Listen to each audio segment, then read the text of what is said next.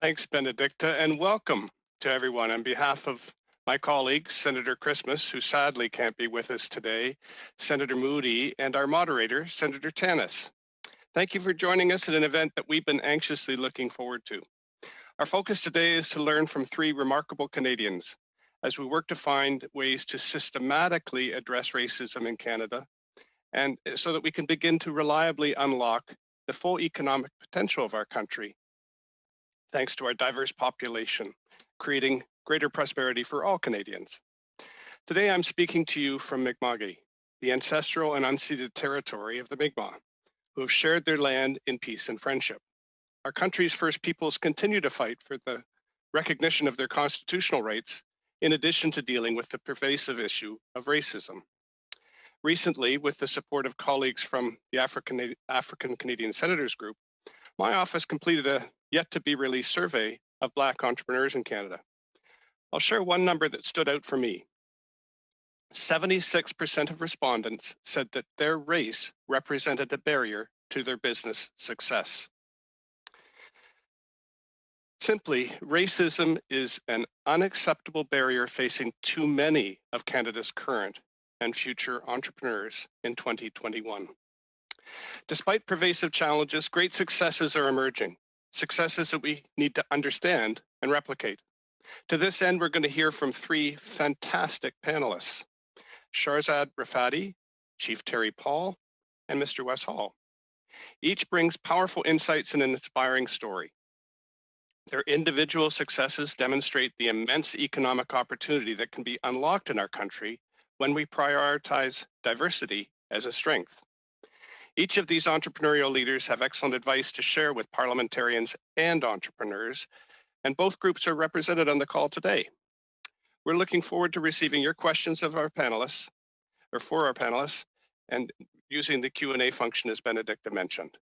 After we hear from each speaker, our moderator, Senator Scott Tannis, will start off with a couple questions before moving to yours in the Q&A. So please don't wait too long to ask your questions, because we expect a lot of them and we'll want to get to as many as we can. Before we introduce our first speaker, we're very pleased to play a message from retired Senator Don Oliver, who served in the Senate for 23 years. Senator Oliver is a successful business leader who has been a tireless champion of diversity and inclusion in Canada throughout his life. Senator Oliver. Thank you for those kind comments.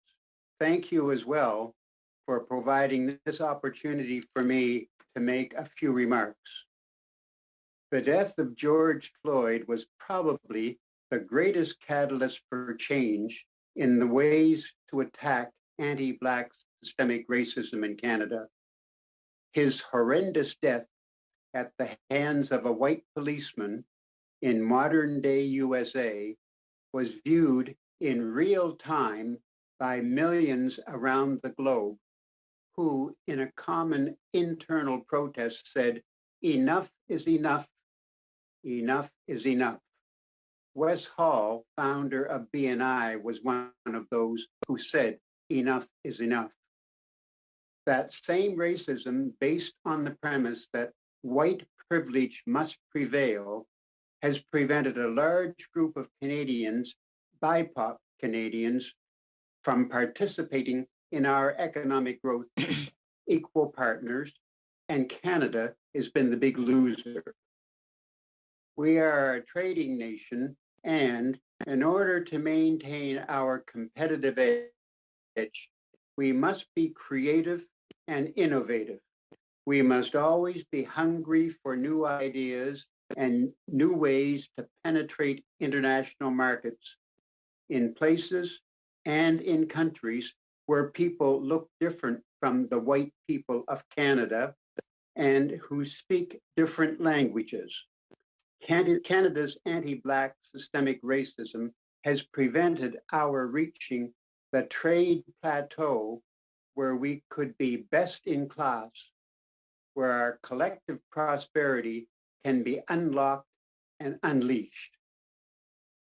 It has now been proven by countless successful, forward-thinking corporations, institutes, organizations, and others that acceptance of difference is at the heart of the business case for diversity. That is, acceptance of different.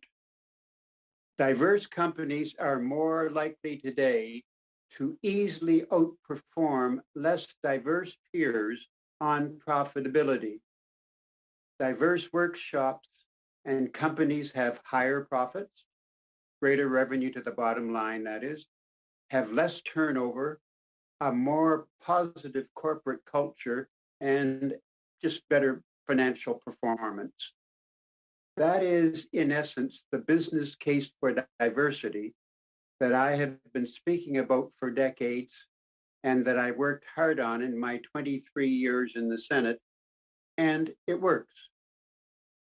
I want to commend, before closing, the work of Senator Colin Deacon and his team of willing senators for having undertaken to challenge the Senate of Canada on constitutional grounds to become more proactive in combating racism. Thank you for this opportunity. And thank you, Senator Oliver. I couldn't agree with you more on these important words that you've just shared with us.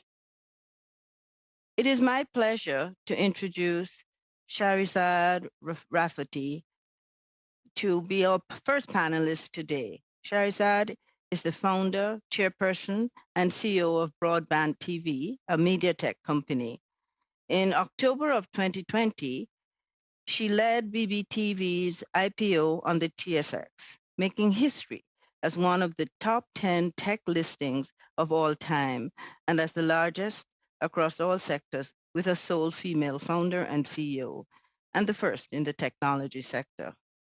She has built an incredibly successful company which has demonstrated phenomenal growth and has built a quadruple bottom line business that measures success not only on financial performance, but on building a culture that supports employees, the community at large, and protecting the environment. A champion for social change, for equality in all forms, for job creation, climate action, education, and advancing opportunities for women and girls. Sharizad was appointed as co-chair of the G20 Empower, a private sector alliance intended to support the greater recruitment and advancement of women in leadership in the private sector in each of the G20 countries by the Prime Minister in 2020. Sharizad, welcome. Thank you so much for having me. And I wanted to thank you, Senator Moody, and of course, Senator Deacon and Senator Tannis for really organizing an event with such an important topic. I want to start by saying that I'm a cisgender female. I'm a first-generation immigrant to Canada, and I self-identify as a person of color. And I'm really, truly honored. I feel very honored to be here, of course, today alongside such an esteemed panelist and really share my lived experiences and my thoughts on how really improving diversity can really bring much greater, prosperity to our economy and overall as a nation and also our world.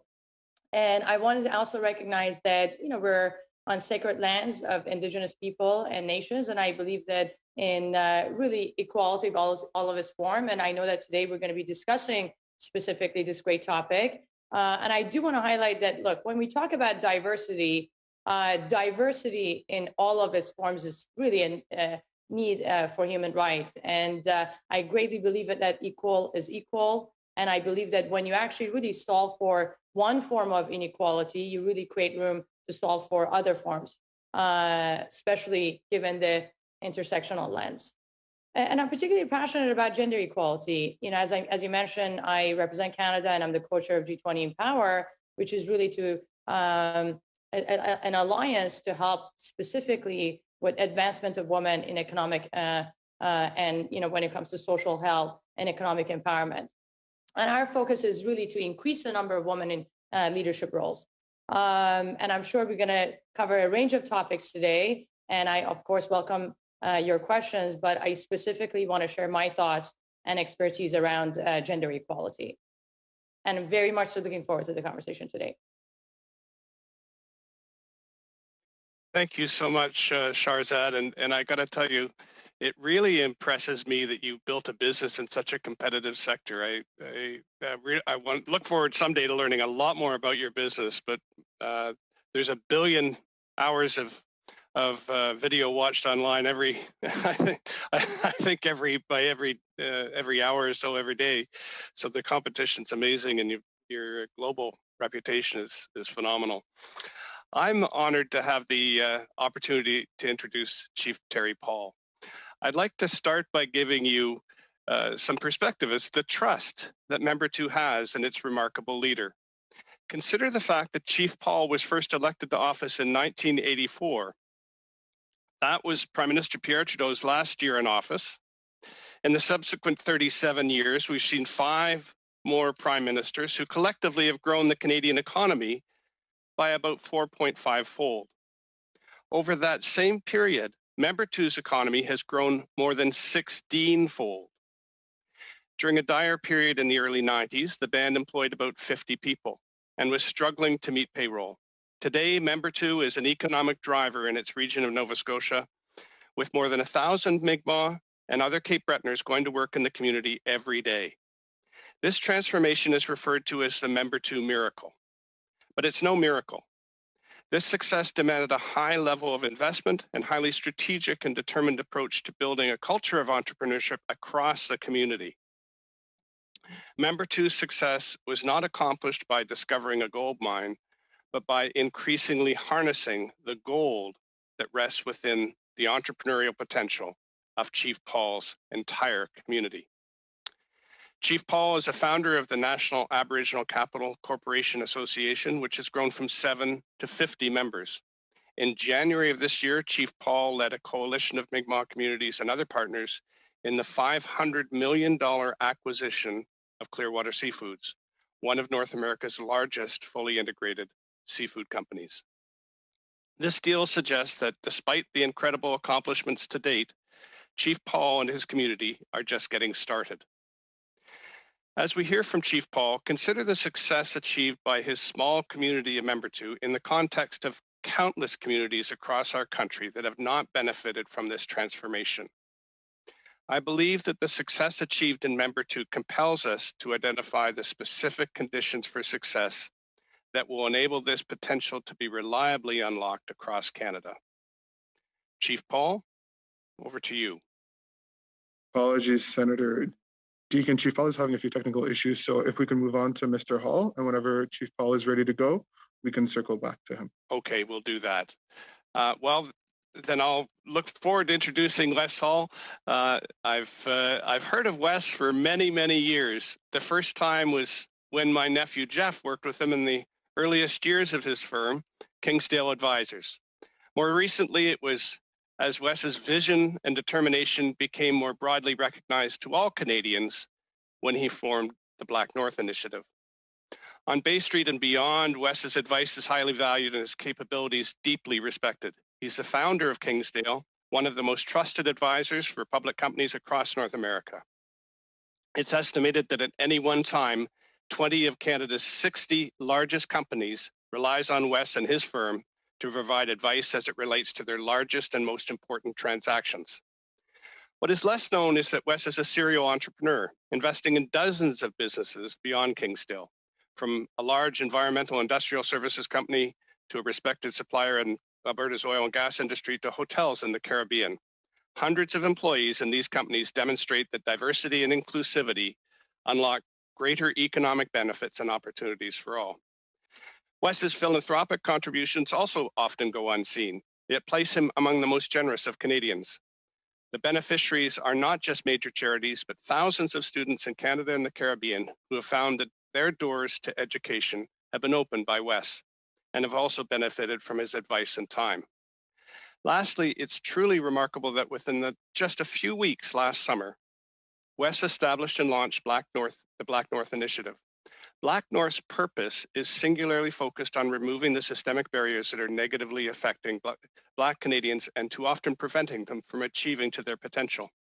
Wes garnered pledges from more than 300 CEOs whose companies have a combined market value of more than $1 trillion. These CEOs have pledged to meaningfully and measurably address systemic racism. The pace at which Wes garnered this support and commitment speaks to the extent to which he is respected by Canada's business leaders and how fortunate we are to hear from him today. Wes, over to you. Senator Deacon and others, thank you so much for this wonderful opportunity to be in front of this esteemed group. I've never had the privilege of addressing senators or any kind of government bodies at this scale. So it is an honor for me to be here and for you to invite me to be here. And I just want to make one slight correction, Senator Deacon, that it's now over 500 companies that have signed the Black North Pledge, and that number is growing larger. I would like to start my introduction by saying a little bit about who I am, right? I have a picture, this picture here, that I actually keep on my desk on Bay Street when I'm working from the office. And now that I'm working virtually, I bring it here to work with to my office, my virtual office. This is the town that I grew up in St. Thomas, Golden Grove, Jamaica. And this picture is the house. That's my grandmother. That's me at about 19 years old. And if you look closely at that image, you'll see that that house is built on stilts because we would get heavy flooding in that neighborhood, and the water would come all the way up to the veranda. And I remember being a child, sitting on that veranda where those kids are, my feet dangling in the water without a care in the world. That's really where I came from. My grandmother, I have 14 brothers and sisters, and was lucky enough to come to Canada September 27, 1985, a Friday.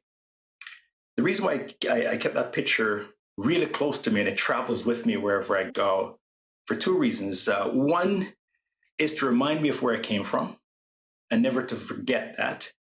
And two is to really give honor to this great country of ours, that as a result of coming from a place like that and be given an opportunity to just come to this country. I wasn't given an opportunity to come here to work at a large bank or an institution. I was given an opportunity to come to Canada. And as a result of given that opportunity to come to Canada, I was able to achieve what I have achieved today. And the reason why I'm so passionate about diversity and our society is because opportunities like those, where a kid can come from that place in Jamaica and move to Canada and live in Malvern. Malvern is one of the toughest neighborhoods in the city of Toronto. And to me, moving to Malvern was like paradise. It was like paradise. That's how different the contrast was in my life when I came here. And as a result of meeting some amazing people over the years, I'm now where I'm at today. So I have to honor this great country as a result of it. But there are cracks in our system. And if we don't acknowledge that there are cracks in the system, then we're going to always have problems. And we're not going to be able to create the West Halls of the world and bring immigrants here and let them apply their full talent. And when I talk about the cracks in the system, I just want to talk about one thing briefly. So there was a report done back in June 1992. And if you may recall, 1992, it was the Rodney King verdict. It's pretty similar to what we're dealing with today. And Rodney King, the verdict was that the police officers that beat him almost to death got off, and they were in charge. And there were protests all over, including in Toronto. So Premier Ray at the time commissioned a report. And the report is, this is the report by Stephen Lewis. And the report is on race relations in Ontario. And you saw the seal of the government on that report. And Premier Ray said to Mr. Lewis, Stephen Lewis was an ambassador, a white man.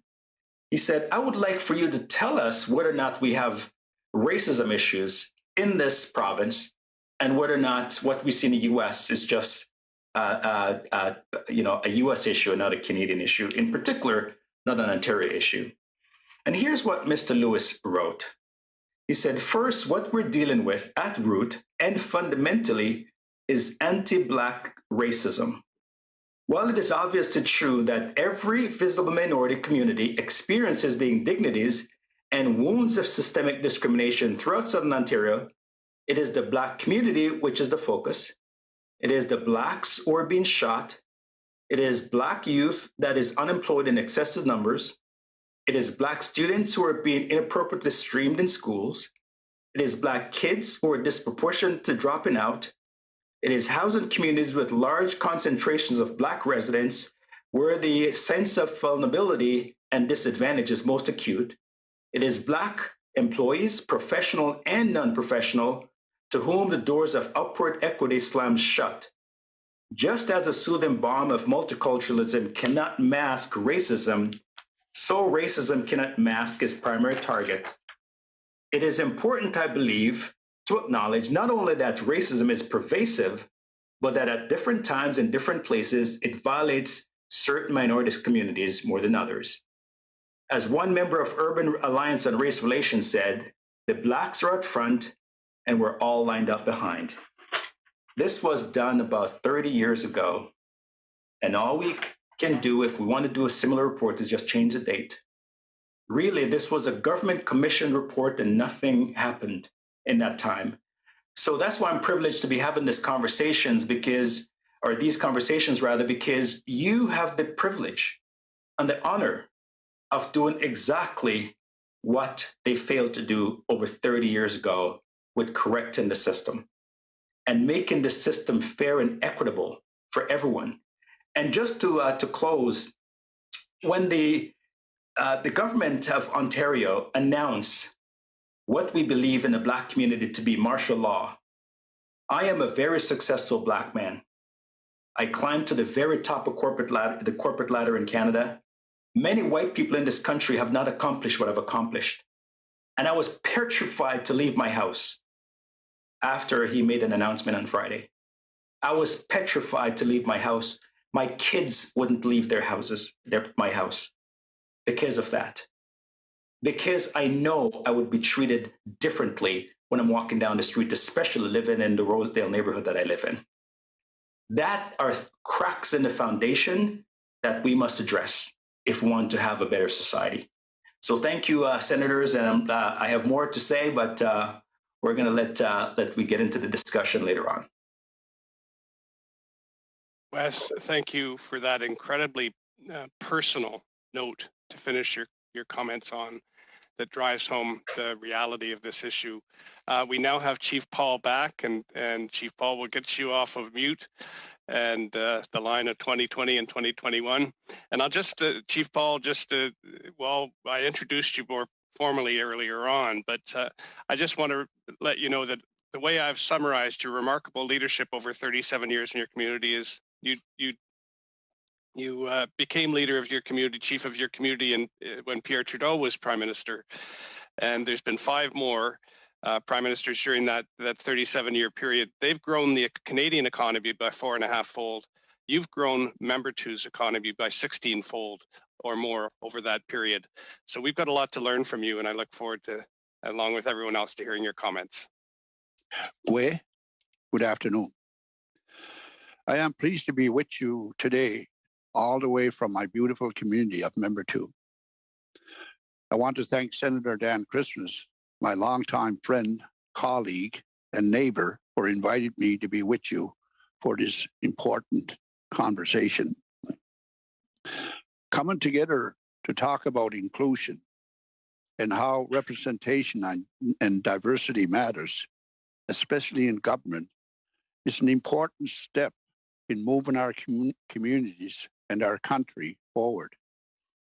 Here in Member Two, we've worked over the past 4 decades to uplift, educate, and succeed. Both Senator Dan and I sat at the table for some very difficult discussions in our earlier days as leaders.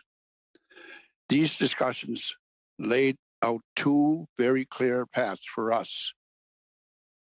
One, to remain in an economic downturn and keep the status quo within our community. Or 2, to create change and start to build something unheard of for our community. We chose to take the uncharted path and do whatever we could to find prosperity for our people. When I say we sought prosperity, I mean that in all aspects of the term. We wanted our community with prosperous economics, prosperous health and wellness, education for all, and meaningful opportunities for those that seek that. It wasn't easy.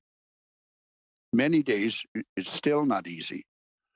But I lead each day with my Mi'kmaq values at the forefront. In Member 2, partnerships have played a key role in building to our success. Most often, those partnerships are not with other Indigenous groups, but with industry leaders. Unlike non-Indigenous partnerships, we've had to spend years building trust and credibility before we're even considered to come to the table. That's one of the biggest barriers I've seen for our communities. We're assumed not capable until proven otherwise. It happens in business and in government. Outdated views and information hold others back from working side by side or nation to nation with us. Assumptions, predetermined ideologies, and lack of time spent with our people and communities continues to lead to distance between business and government across Canada. There are resounding rewards that can come from working together in equity. Take, for example, the acquisition of Clearwater Seafoods that our community was part of this year. The $1 billion deal has been recognized as the single largest investment by an Indigenous group in Canada. It's one we feel was born out of true nation-to-nation partnerships and put together with respect for culture and community. The deal has been widely celebrated and is truly transformational for us. I look forward to speaking with my fellow panelists and taking questions about how we can work to create more diverse and inclusive systems for all today. Thank you. Walalio. And thank you, Chief Paul. Thank you for sharing those important words around your experience and the amazing leadership you have provided your community with. We want to now move into this segment set aside for questions and answers of our panelists and opportunity for further discussion. This section will be moderated by Senator Scott Tannis. Senator Tannis is a leader of the Canadian Senators Group here in the Senate and himself a success and leader in this space. The founder of Western Financial Group and CEO of Western Investment Company of Canada, he has been both successful in both highly important companies based in Western Canada, growing his company from scratch to over 1,800 employees and working in more than 160 offices from Winnipeg to the Pacific Coast. He works through investment in strong, successful enterprises headquarters in Western Canada and brings his extraordinary experience to moderating our panelists today. Welcome, Senator Tannis. Thanks very much, Senator Moody, and welcome. I'm delighted to be here and honored to be able to participate. We have so much to learn from the three incredible Canadian entrepreneurs and business leaders that we have with us today. As was mentioned, we've got a unique audience for these panelists because it includes at least two important groups. Number one, legislators and advisors to legislators that are here to listen and to understand what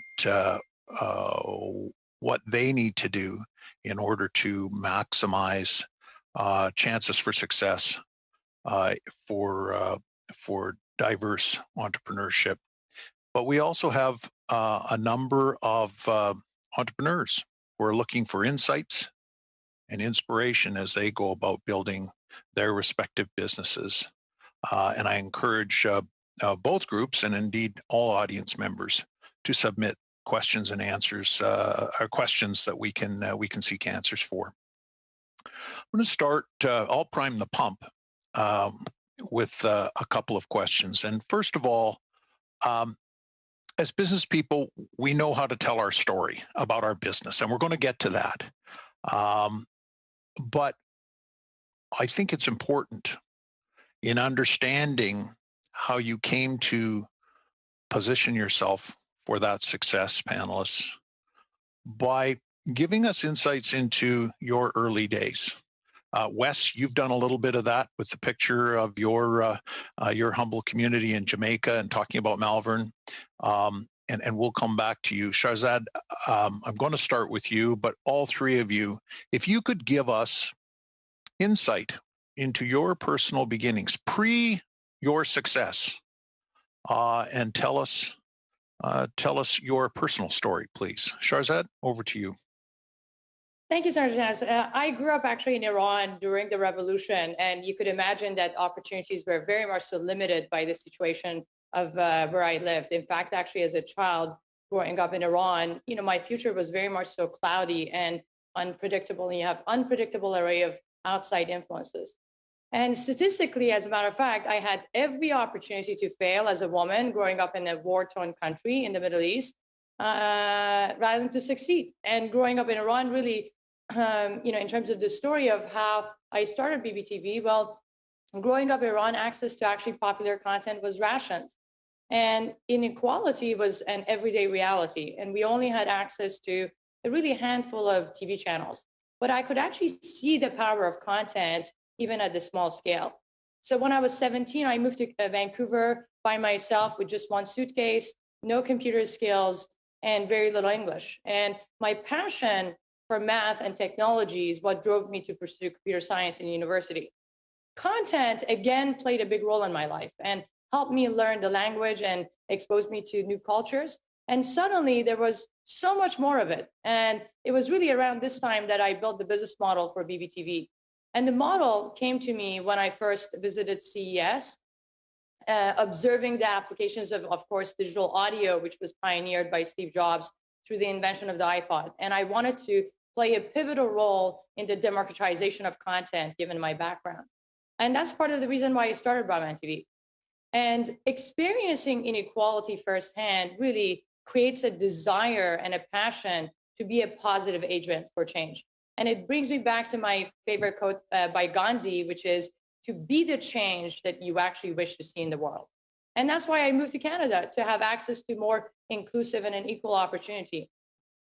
And I always knew, from the time that I was a young teenager, that I wanted to build a global business. And that's what, really opened up the possibility and the opportunity in building a quadruple bottom line business. And what I mean by that is that you measure success, of course, based on our financial performance, but you actually pay equal attention to people, social, and environmental KPIs.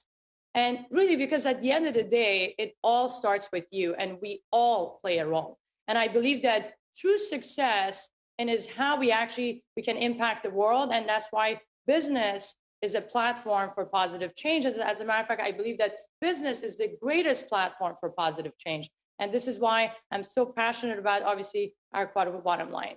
And I think that Bbtv and our story is really proof that you can build a scalable global business that really enacts positive change where equal is truly equal. Thank you. Chief Paul, I don't know your personal story prior to you taking on the role of chief and beginning what has been such a remarkable transformation of the community and of the businesses led by you. Tell us about your your early days.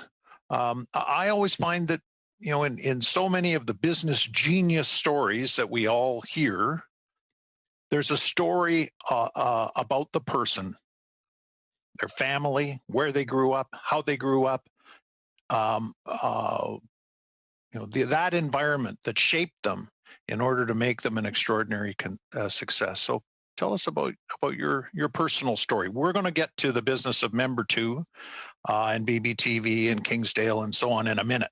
This is about your person. Tell us. My story is not, you know, not. I mean, it's similar to a lot of the stories where you know, I mean, you're born into poverty. You're born on a reserve. You're born on an Indian reserve. We're called Indians. We're not even Indians. You know, the real Indians live in India, and they're all over the world, and they're beautiful, great people. You know, they're Indians. We're not. That's one probably first myth about us that started our downhill, you know, drive to where most of our communities are today, unfortunately. And you know, it was on a reserve. Reserves were established, you know, where the government was believing that we would finally fade away, but we didn't.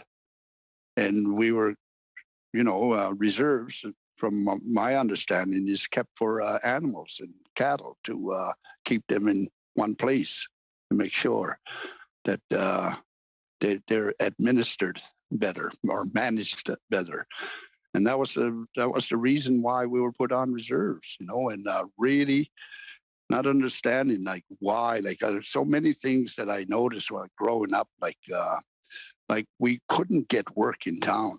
We couldn't get work. The only people that really could get work was our mothers, our grandmothers that worked and did housekeeping work for the people that lived in the city here.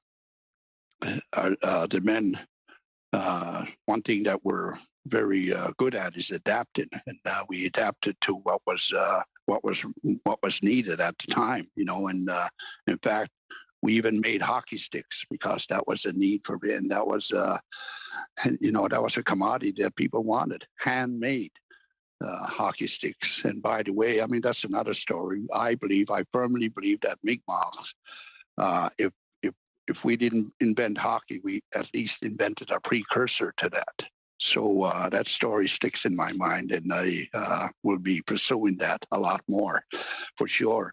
But the houses, really one room, no plumbing.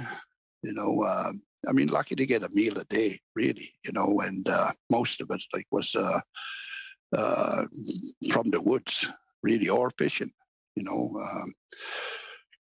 So it was really a lot of barriers. Like, I mean, it's going on. Like, I mean, I remember before 1960, we couldn't go past grade 6 unless we enfranchised. And the meaning of the word in Canada is enfranchisement is that you give up your rights as a Mi'kmaq and any other Indigenous person in the country. If we wanted to serve in a war, and most all of us volunteered, most of our Indigenous people volunteered to serve in a war. But a lot of them were stopped, like were stopped in England before they went any further. And we're told that in order to fight for your country, you will have to give up your rights as a Mi'kmaq. Now sign here. So there was a number of barriers that we, we faced growing up. So I was just fortunate enough to, I guess, be stubborn and never give up, and don't accept the word no, and keep pushing and keep moving it. And I know that if people work together, they can accomplish a lot of things. I was fortunate enough that when I was in my younger days, like a lot of other people around my age, the late teens, early 20s, that I went off to Boston to get job. I mean, there was work there, like for anybody that wanted to work. I mean, they might have been factory jobs, but at least it was work. And I was just amazed with how much work there was. Like, even though it was just that probably minimum wage was a hell of a lot more than we've earned back home. And I ended up working for a service organization there in Boston, the Boston Indian Council, where it looked after about 30 different tribes. And it was a pretty transient population. They were mostly students or armed forces or people that were just there for a certain amount of time. So really learned a lot. I learned that we were all pretty well being treated the same, whether you're in Canada or United States. You know, if you were a person, I guess what they say, of color, I don't see the difference, you know. And this is part of what contributes to like the fear and the differences that we have, like, you know, where there are people of color. And I guess the other side is people of no color. You know, it's just, I mean, we're all the same color. It's just different shades of it. That's all, for God's sake, like, you know, and that's where it's at, you know. But when you hear about, even in Canada, like, you know, if you're from Ireland or France or Scotland or anything, you're a Canadian, you're a regular Canadian. But if you come from Asia, you're an Asian Canadian. Or if you come from Africa or somewhere, or your ancestors, or you're African Canadian. We're native Canadians, I guess, you know, whatever. Mm-hmm. I thought we were Canadian, if you really want to label us, you know. Original, so, I think that's called original Canadians, Chief. Original Canadians, yeah. I'm going to move next to Wes, and we're going to come back and talk a little bit about your individual businesses. Wes, do you have anything to add on your beginnings? And then why don't you also pick up and talk about Kingsdale, the formation of your business, and tell us a little bit about what it is that Kingsdale is, and maybe if you want to add a little color, kind of where, when you really knew you had something. Well, that's, thank you again, Senator Tannis. So I showed the picture of that plantation house. I didn't say it was a plantation house, but it was a plantation house. My grandmother worked on a plantation in Jamaica. And so we were raised on that plantation, and that house was given to each of the plantation workers by the plantation owners to raise their family. That place was 2 bedrooms. And so we all were crowded in that 2-bedroom place. And my grandmother was looking after us all. So she would work, depending on the season, on the sugarcane plantation. And if you think about this woman bent over for 8-9 hours, chopping sugarcane with the machete, chopping it at the roots, and then taking it off at the top. And then she would put them in piles. And she only would rest for taking water and to wipe her sweat. And she did that for hours because she's paid based on how much sugarcane she chops. And then the next season, we would do coconut. We would actually pile up coconuts, and then a tractor would come and get them away. And I remember going to work with her because as a young child, then we would do banana. The interesting thing about banana, you have this knife that you cut the stem, and there's a sap that comes from the banana, and we would be covered with sap at the end of the day. And you would go back to that plantation house and didn't have running water, didn't have electricity. We'd have to go to the river to catch water, and that's our chore as children. So my dad left Jamaica in 1970 to come to Canada. And he didn't want to go to any other country. He wanted Canada because, and you know, you think about it, back in the day, people wanted to go to the US. They didn't really want to come to Canada because Canada was known as a cold place. But my dad specifically I want to go to Canada because he read so much about Canada. And he loved just the vibe of Canada. And he was a professional cricketer. And he left and he came here. And he built a life. He got married here. He built a life for himself here. And when I was 16 years old, he said, listen, it's time for me to bring my son that I fathered in Jamaica to live with me here. And he brought me here. I lived with my dad for 2 years because I didn't know him. And we didn't have a relationship. I moved out my senior year of high school to live on my own and finish my schooling on my own. And I did some amazing jobs like catching chickens for a living. That's not amazing, but boy, it's if you want to know what not to do, do some horrible jobs. I cleaned offices, and my first job on Bay Street was in the mailroom of a law firm. And that's when I saw the possibility of the other side of life, right? Because I grew up in Scarborough. I spent those years in Scarborough, and the possibilities are limited in Scarborough, right? The jobs that you can do is completely limited. You work at a factory, you work maybe at a restaurant, but that's it. But then I came to the other side of Canada, which was downtown Toronto on Bay Street in the mailroom, and I saw the possibility of wealth. So when I look at Canada, and I listen to Chief Tara Paul about the different colors and all that, I don't see Canada doesn't really have a color problem. There's two distinctions that Canada has. It's people with privilege and people without privilege. And the people with privilege, unfortunately, they all look the same. And the people without privilege, they unfortunately all look the same as well. And so when I went down to Bay Street, I saw all these amazing people with privileges.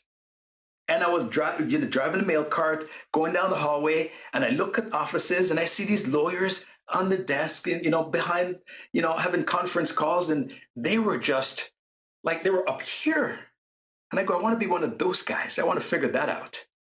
And eventually, I figured it out, and I figured it out by watching the people with privilege.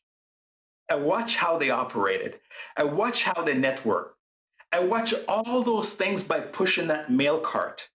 And I started to emulate how the people with privileges operate and how they got their privileges. And as a result of emulating them, I was able to say, one day I'm going to start my own company, and I'm going to build the most successful company in space in this country. I didn't know how I was going to do that, but I ended up coming up with this idea that there's going to be this thing called shareholder activism, which didn't exist back in 2003. And I said, I'm going to build a firm that's going to advise these public companies, these white folks, how to deal with issues on when they're confronted with tough issues from shareholders, or when they're involved in hostile takeover bids and different things. I want to build that company. And so I was 34 years old, and I had this passion to do this.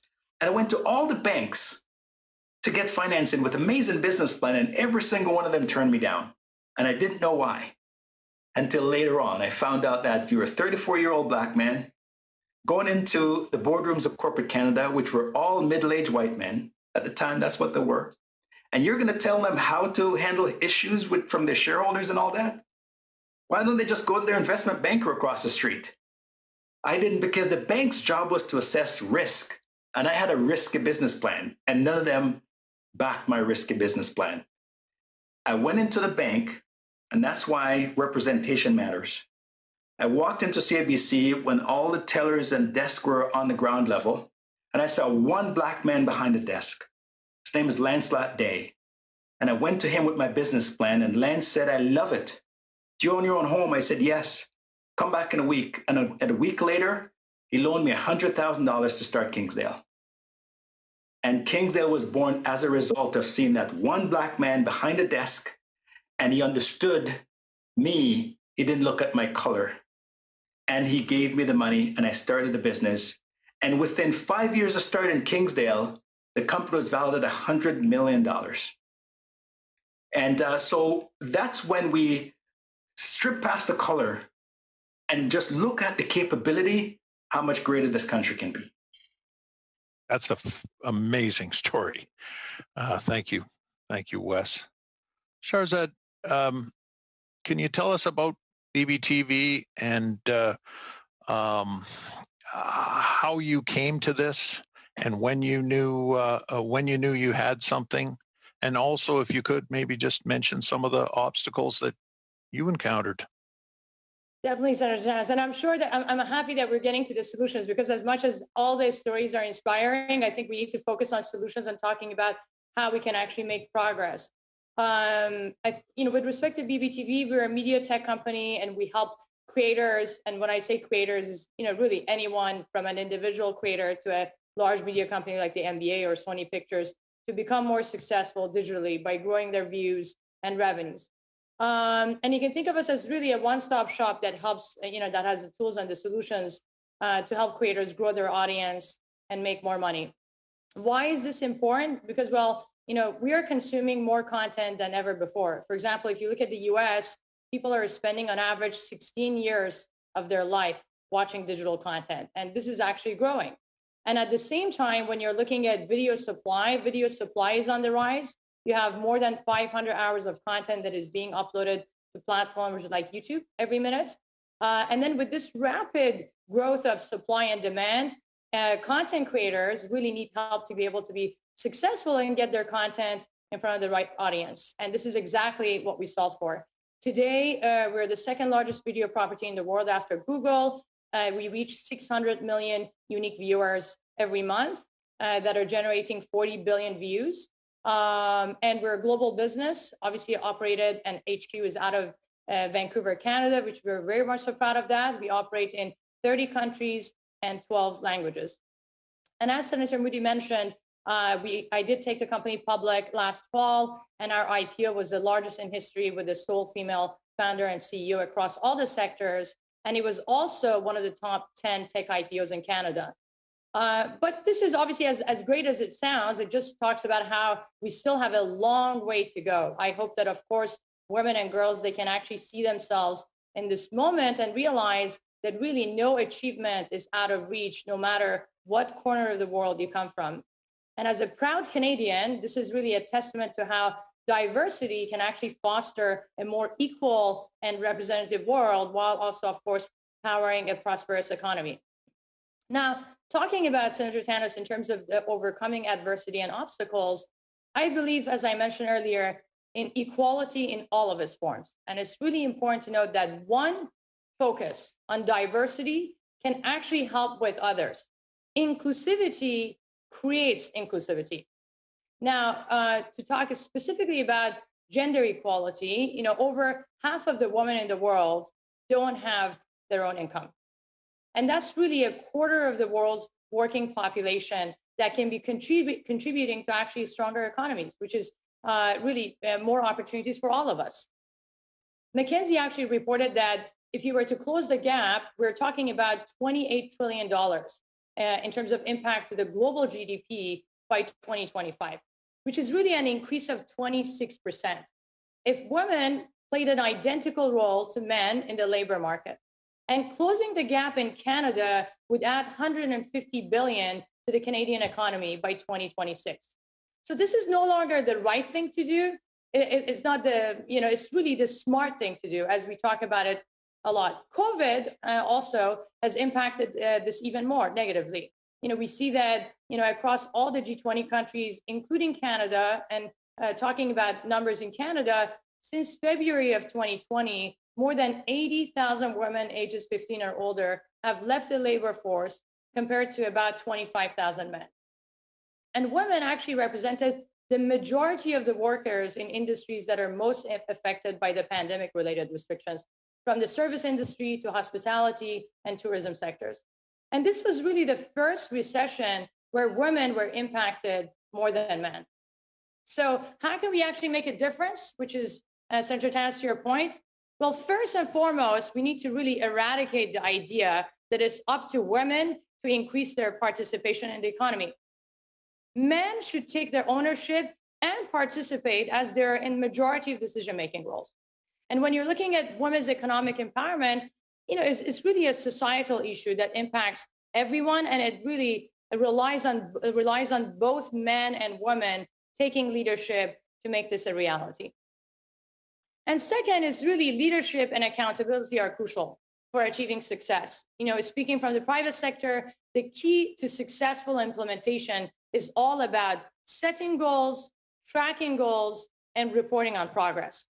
Each company needs to set the indicators and the targets according to, of course, their specific realities and circumstances. And we need to really outline a concrete action plan on how to achieve targets relating to fair recruiting, retention, progression strategies, sufficient career facilities, and closing the gender pay gap amongst having obviously the right set of policies that protect women in the workplace. Overall, as business, political, and community leaders, we actually need to be held accountable.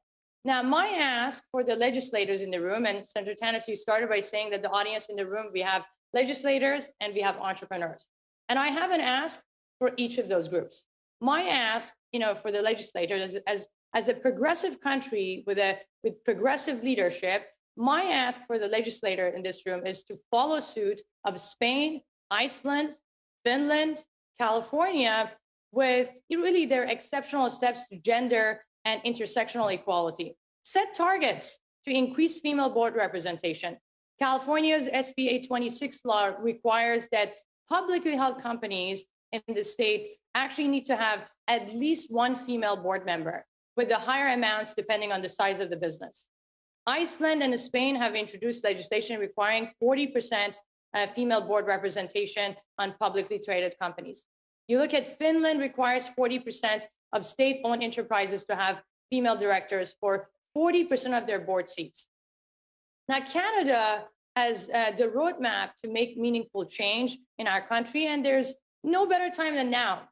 The 30-50 challenge that was initiated last year is really a great start, but it's this is really more than a challenge. We need to set targets. We need to track success. We need to set a roadmap and really enable businesses to drive change within and without.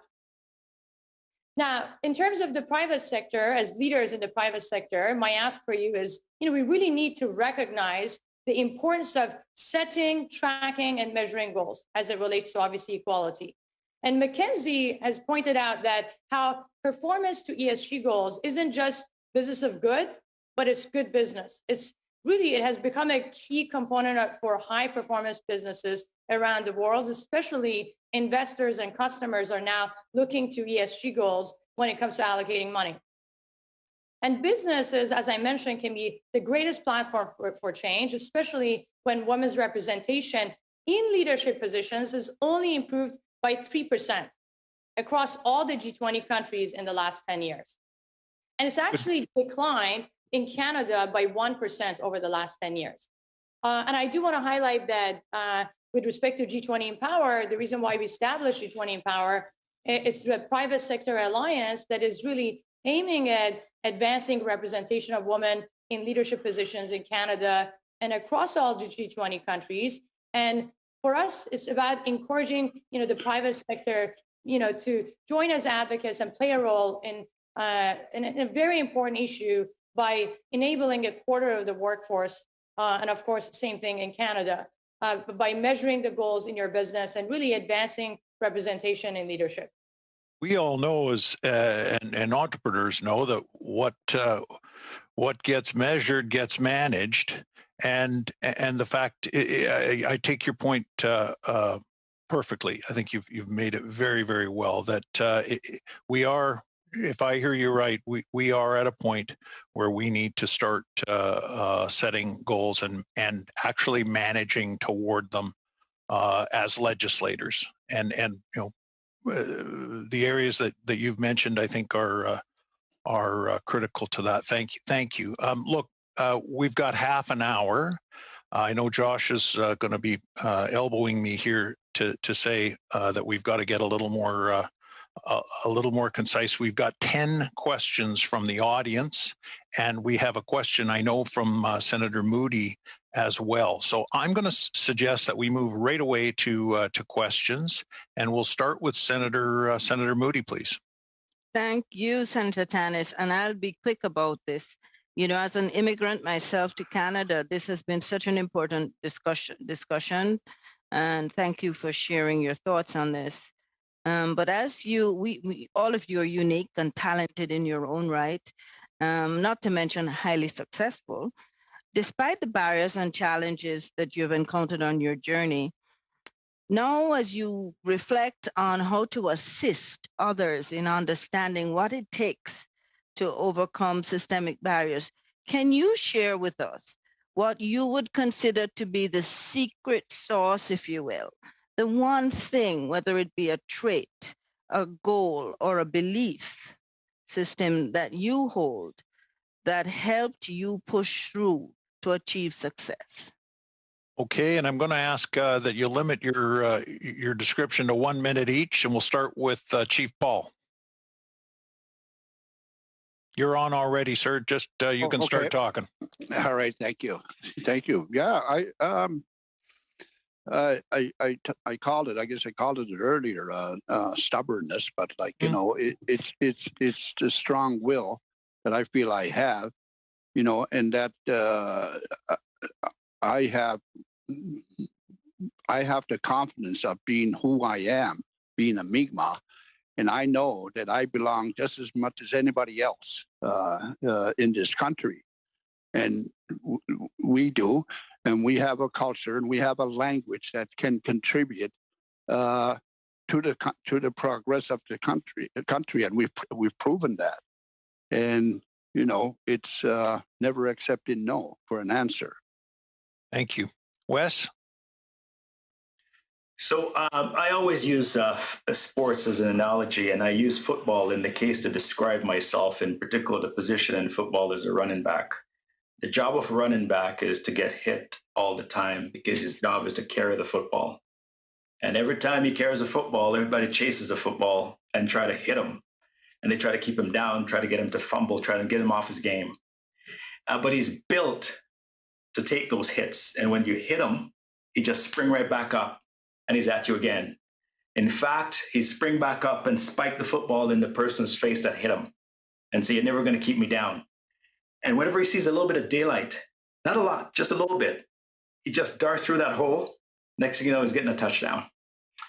But what happens when a quarterback tries to be a running back? They take him off the field because he's not built to be hit all the time.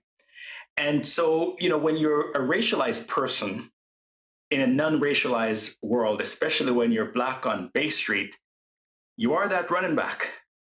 And you're going to get hit a lot. And your job is to make sure that if you want to survive that environment, you have to just keep getting up and up and up again. So the reason why I started Black North is because I don't want all Black people or people of color to be running backs. I want them to be themselves. I want them to be educated, get out of school, get into a job, work hard, get promoted, and the only place that they can go is up, provided that their talent puts them in that direction. If their talent doesn't, a running back, if he doesn't have talent, he's not going to be on the field. Okay? So what we want to make sure is that we create an environment whereby people can be who they are, how they're trained, and get the job that's designed for them to do based on their intellect and their capabilities and capacity. So I would say resilience is the one word to describe who I am and how I got this far. Thanks, Wes. Sharizad? I'm going to keep it short and concise. When it comes to actually key drivers in becoming a successful entrepreneur, one, you got to go after large pools of opportunity. Don't solve a small problem if you can actually solve a larger problem. And this particularly is one of the factors that we see in women. Solve a big problem. Two, follow your passion. You won't succeed if you actually don't have passion for what you do. Three, hard work and perseverance is an absolute given. No one makes success overnight. Success overnight doesn't exist. And then, of course, you need to really keep your eye on your long-term vision and stay committed to what you're really ultimately trying to achieve. And of course, surround yourself with amazing people that will support you. So those are my 5 pieces of advice if you want to be successful. Thank you, Sharizad. We're going to go now to questions from the audience. Josh, have you got one that you want to read out? Yeah, so there's a question from, there's 2 questions that would probably go to Chief Paul. So the first is it true that First Nations prosperity and economic equity possible under the Indian Act? What needs to be changed? And a second one to kind of go along with it is, how will Clearwater change now that its ownership has changed? What's ahead? So now that it's a First Nations owned company, does it have a different mandate or vision? Two incredible questions that I'm going to ask you to distill to 2 minutes, Chief Paul. Okay, first one, the Indian Act, essentially starting from scratch. It should be scrapped yesterday. You know, we don't rely on it that much anymore, thank God, you know, and or thank whoever helped us do that, you know, and it's and the Indian Act is set up in the communities to end up being 100% reliant on them. And that's not a place to be, really, where you're 100% reliant on the government. So we went from that in the early 90s, and now we're 87% of our revenues are our own source revenues. So that's the change that can happen, really. And the other question on Clearwater, as I said, mentioned earlier, it's transformational for us. It's a game changer for Indigenous people, I feel, across the country. And it's a catalyst for more acquisitions like these. We're 50% owners. We have 50% say in what happens with the company. I'm just absolutely fortunate that we have a partner from British Columbia that has a track record that is, I couldn't believe what they have done and what they can do. And we know that this was the best move we made in partnering with a company like Premium Brands. And they don't buy companies. They buy management. And they help grow that company and make it better than what it was. And we're seeing that already. And we're very fortunate. And what we want to do, we have a worldwide presence pretty well in every country that eats fish. We sell them fish. So it's a game changer. We have structures in place where our people can look at it as Clearwater University, where we have opportunities for our people, and any position is open anywhere from the deckhand all the way to the CEO if they're qualified. Okay, thank you. Josh, next question. So the next question is from Senator Marty Deacon to Mr. Hall. She says, thank you, everyone. To Mr. Hall, I have followed the pledges, commitments, and establishment of committees with Black North. I have tried to follow the work of the committees with a focus on business and education. Can you share with us what your measures for success or your hopes for success will be by the end of year 2 that demonstrates action at the most vulnerable levels? Thank you for that question. So we have 16 committees that's part of the Black North Initiative, and each of those committees are set up to address each systemic barriers that Black folks face. So we have, for example, the Economic Empowerment Committee, and that's really there to take the barriers down or remove the barriers with respect to Black people accessing capital to start their businesses, to buy homes and do different things that create successful people in this country. We also have the Education Committee, which is there to mentor not only high school kids, but also university grads, and also newly minted executives and board members to provide mentors for those individuals. So we're hoping that within a year so far, we haven't even celebrated our anniversary yet. June is going to be the first year. We're going to have a number of things to announce to show the impact that we've made on the community. We still have a lot of work to do, but I think in the next 2 years, you're going to see massive changes because, as I say, it doesn't really take thousands and thousands of people to make change. It takes a handful of the willing to make meaningful change. Thank you. Josh? Next question. Peter Hadwin asks, how can governance change in government and large organizations to ensure cultural behaviors and systemic processes never again cause inequality, lack of inclusion, and outright racism to ensure sustained progress? I'm going to ask Sharizad to answer that. Sure. Really good question. I would actually say that, specifically when you're talking about gender, because, not all forms of diversity can be measured. When it comes to gender diversity, this is something that can be tracked and, you can set goals. And as I mentioned, it's really important to budget for all bottom lines and apply the same attention to detail that you give your financial goals, as they will continue to be, as it really helps every organization to be a healthier organization, a more successful organization. And I can give you an example for Bbtv. When it comes to our people KPIs, we've implemented gender interviewing policy that really ensures we always interview at least 2 qualified female and male candidates for every open role. We also, for example, at Bbtv, we have a gender pay gap is 0%, and it has been like that for the last 5 years. And it came down to just us really budgeting for it, setting goals, and really connecting it to performance targets for all of our managers. So I really believe in, specifically setting targets, both short-term and longer-term, to be able to achieve results. That makes a lot of sense. Thank you. The next question, Josh. Senator Mubina Jaffer asks, Mr. Hall, I know what it is like when my daughter is stopped by the police because of her color, and the police give her no reason why they have stopped her.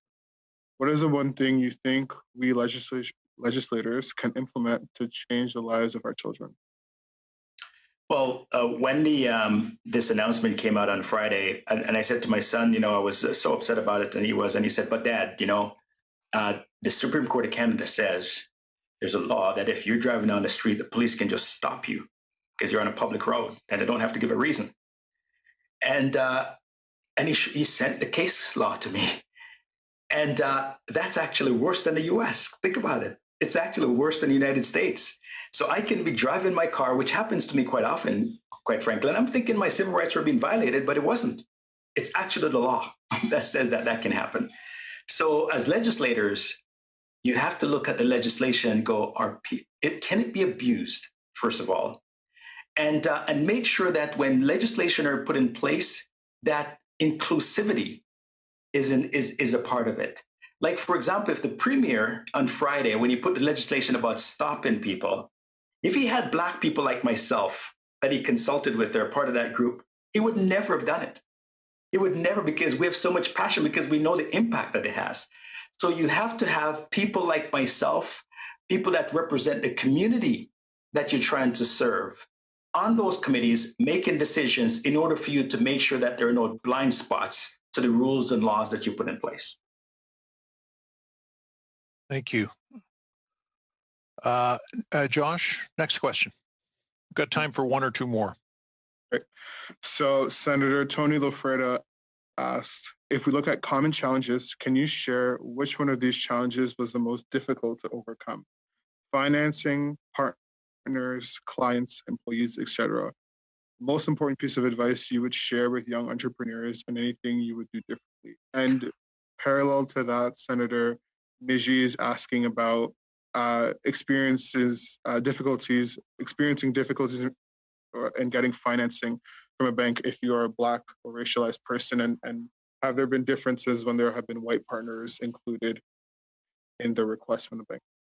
Okay, so I'm going to ask each one of you to give me no more than a minute on that, just specifically around where you've encountered the biggest obstacles, whether it was financing, whether it was finding partnerships, et cetera. And if you could, I'll start with you, Sharizad.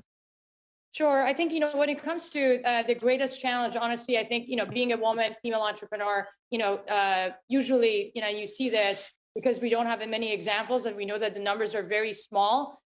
Investors and financing partners are just not used to investing in female CEOs and founders. And I think that was one of the biggest challenges that I faced starting the company, and also being out of Canada and wanting to run a global business out of Canada was the other thing where, once we secured financing, many investors in the earlier days they really wanted us to move the company to California. So we did really have to fight hard to keep the company out of Vancouver and grow the business, a global business out of Vancouver.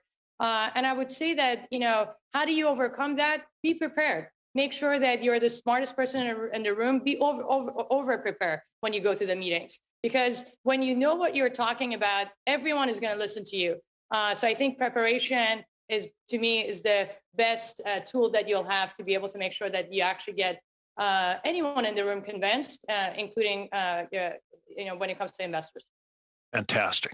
Chief Paul. Well, in our case, like the Indian Act is one of the biggest obstacles in getting capital, really, and it's because of their. It's the act itself, the regulations within the so, and I feel that the government can make those changes, and they have those tools in place. I mean, they have policy levers that would. Remove those barriers, and we know, for example, like the banks, they have a scorecard on anyone that goes to them. We, like even our communities, the area you're from, like in ours, member two, for the longest time, they had a different scorecard, even though we had a better rating than others. It's because of where we lived and what we can do with our assets. We can't encumber them. The banks aren't allowed to receive our assets as chattel. It doesn't, and that's one of the bigger problems. And of course, other variables there, other factors, for example, are where we live. So it's a lower score, so higher interest rates you end up paying, and much shorter terms. So we have those obstacles. But I've learned early, though, one thing I want to say is that, and I'm not sure if the big banks are listening or bankers are listening, but I was told by a very wise person, is that you trust none of them, but you use them all. All right, so that's what we do. But we also, have programs that have been developed by Indigenous people, where we're able to get access to private capital. And this is where I feel is the biggest answer for us, for all of us, particularly the Indigenous people, because a greater percent of our monies come from public monies. Again, I say that is not a good situation to be in.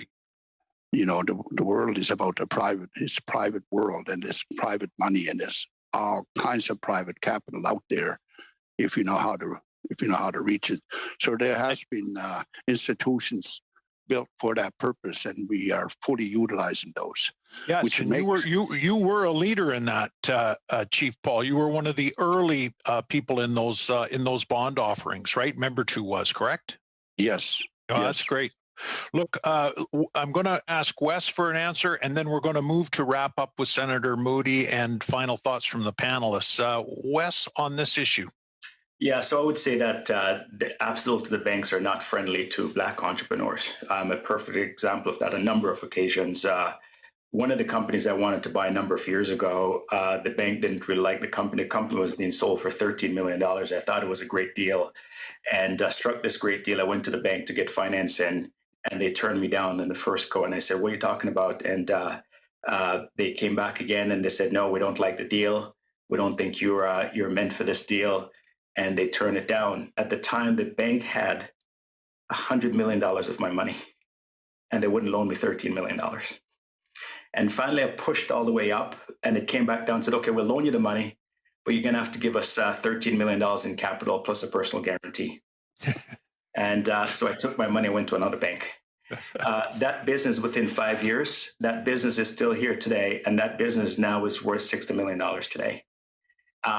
The government came out last year and said, we're going to do this Black Entrepreneur Program, and we're going to let the banks administer it.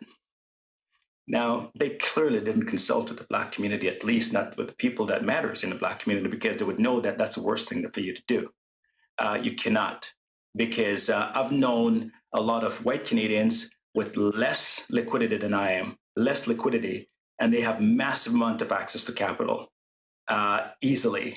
And so one particular story I want to say quickly is when I started Kingsdale, years into Kingsdale, I went to one of the large banks and I was doing a deal with the large banks, and I was there by myself. I walked into the boardroom and all these executives from the bank there, and they really treated me as if I was a nobody. They spoke down to me. They didn't appreciate any of the things that was presented. And then all of a sudden I said, you know what, the next meeting I'm going to have my business partner come into the meeting.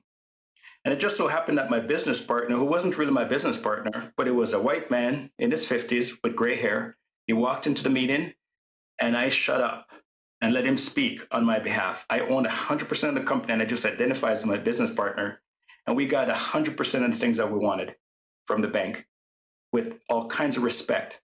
And that happens today. So there's a lot of transformation that has to happen. Now, I have to say this, that on a positive note, that I have 2 bank executives on the Black North board and have made commitments. A number of banks have made commitments that we're going to change the conversation. So I'm optimistic that this will change, but I think we have a long ways to go to make that happen. Thank you, Wes. Quickly, I'm going to turn it over and get out of the way. Senator Moody, please lead us through the wrap-up. Thank you to the panelists today. You've described your stories and the intersectionality of racism and sexism being a barrier that continues to outlive your individual remarkable success. We in Canada need to aim for a Canada where the barriers are no longer there. Thank you again. And I'd like to just ask each of the panelists in 1 minute or less for your 3 key points that influential parliamentarians need to take away that you don't want us to miss. Let's start with Wes. We'll start with Wes this time, and then Sharizad, and we'll leave Chief Terry Paul to wrap up, okay? So let's say when you look at policies and legislation, to definitely be inclusive and look at the communities that you represent and make sure that your blind spots are covered. The Prime Minister said yesterday that it's government's job to protect its citizens, and I do believe that it is the case. So how do we go about protecting all our citizens to make sure, for example, with COVID, to make sure that the vaccines are available in underserved communities and not just in rich neighborhoods and so on? So are we protecting all our citizens? And when we think about our immigration plan, for example, when we bring people here into this beautiful country of ours and we bring them and take their talent from where they are we really applying them? Are we really using that resource that they're bringing, that rich resource that they're bringing to this country? Are we utilizing that? And if we are, we're going to be a better society for it. So we want to make sure that governments and private sectors are working together, because right now there's a disconnect. Governments and private sectors are not working together to make changes. And if they start working together, we're going to see massive positive changes in our society. Sharizad? I would say I'll just go back. I have a simple ask. I did already speak to it earlier. Set the tone and example regarding gender equity in all forms of diversity. And as I mentioned to you earlier, many other countries have done this. We need our legislators to actually set targets when it comes to female representation at the board level, leadership level, at the manager level, across the public and the private sector.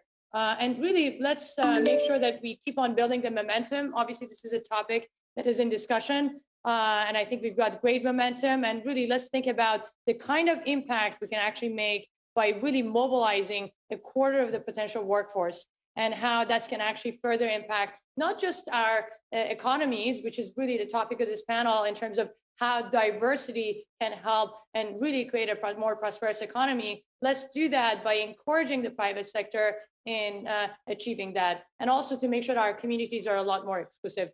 We've done it at Bbtv. We're a tech company, and we have a 0% gender pay gap, 40% female representation under the board, company, and the manager level. If we've done it, everyone else can do it too. Thank you. Chief Paul.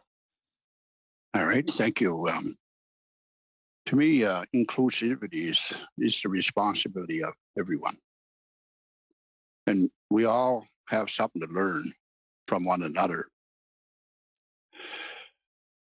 We need to realize that we are far more alike than we are different. So we should be celebrating our differences and our similarities. In my case, Indigenous Canadians, Mi'kmaq, have important work and skills to share in all sectors, in all areas of the country. Work with the Indigenous groups should be derived from true inclusivity rather than just checking the box off. So with that, I really enjoyed our discussion today, and I want to thank my fellow panelists for their words too. I take them to heart, and you are very brilliant young people. Thank you.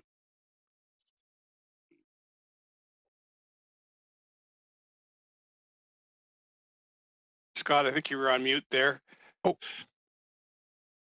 you're on. Sorry about that. I got it backwards. So we now have 4 minutes left, and Senator Moody, Senator Deakin, over to you for final thoughts. And thank you for allowing me to participate with such a tremendous group of panelists.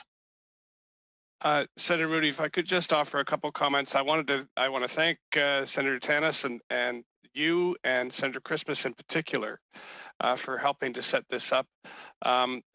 It has been such an honor to sit and listen to the thoughtful and insightful responses from Sharizad Rafferty, Chief Terry Paul, and my friend Wes Hall.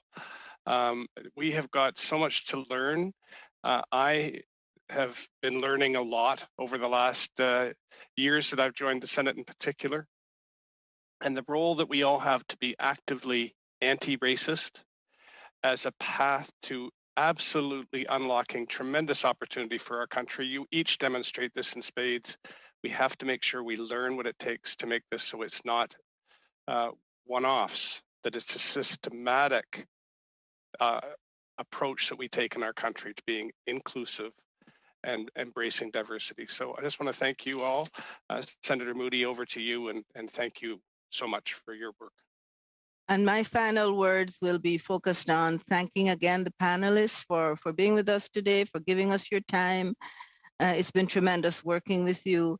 And also thank you to the staff who supported this event. It's a lot of work, and they took it on with gusto. And I think we've all enjoyed our time here talking together. So thank you all, and we'll close today for now. Bye-bye.